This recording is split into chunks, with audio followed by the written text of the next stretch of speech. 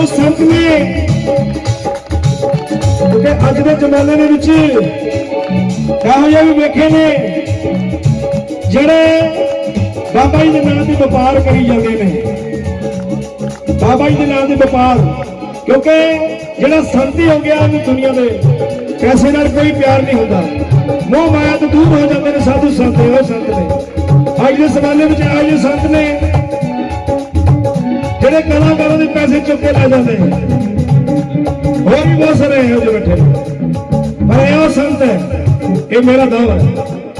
ਤਾੜੀਆਂ ਹੋ ਜਾਣ ਭਗਤ ਮਾਨ ਸਿੰਘ ਜੀ ਮਹਾਰਾਜ ਦੇ ਹੱਥ ਉੱਪਰ ਹੋਣੇ ਚਾਹੀਦੇ ਆ। ਜਿਹੜੇ ਭਗਤ ਮਾਨ ਸਿੰਘ ਜੀ ਮਹਾਰਾਜ ਨੂੰ ਬਾਬਾ ਜੀ ਨੂੰ ਪਿਆਰ ਕਰਦੇ ਨੇ ਉਹ ਦੋਵੇਂ ਹੱਥ ਖੜੇ ਕਰਕੇ ਦਿਖਾ ਦਿਓ ਬਈ। ਠੀਕ ਹੈ ਉਹ ਦੇਖਣਾ ਬਣਾਈ ਕੀ ਬੈਠਾ ਹੈ, ਦੇਖਣਾ ਬਣਾਈ ਕੀ ਬੈਠਾ ਹੈ, ਪਿਆਰਾਂ ਥੱਲੇ ਹੋਰ ਤੂੰ ਛੁਪਾਈ ਕੀ ਬੈਠਾ ਹੈ, ਉਹ ਕੁਛ ਕੀਤਾ ਬਾਬਾ ਜਾਈ ਕੀ ਬੈਠਾ